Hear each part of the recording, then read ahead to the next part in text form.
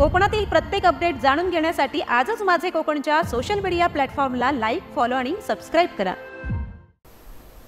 हवामान खात्याने अवकाळी पावसाचा इशारा दिला होता। आज रायगड जिल्ह्यातील महाड, पोलादपूर तालुक्यांमध्ये दुपारी ढगाळ वातावरण निर्माण होत दुपारपासूनच जोरदार अवकाळी पावसाने हजेरी लावली असून नागरिकांची एकच तारांबळ उडाली। अवकाळी पावसामुळे जनजीवन विस्कळीत झाल्याचे चित्र आज पाहायला मिळाले। जोरदार पडलेल्या पावसामुळे अनेक ठिकाणी पावसाचे पाणी देखील तुंबले।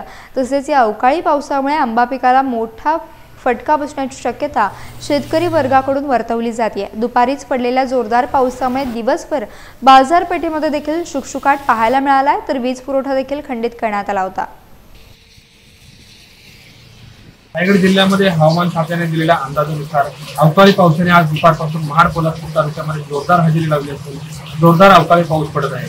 अचानक आलेल्या पावसामुळे नागरिकांची एकच तारांबळ उडाली असून या ठिकाणी आंबा व काजू पिकाला मोठा फटका बसण्याची शक्यता शेतकरी वर्गाकडून वर्तवली जात आहे। जोरदार पडलेल्या पावसामुळे बाजारपेठेमध्ये देखील शुकशुकाट पाहायला मिळत आहे। माझी कोकणसाठी रायगड।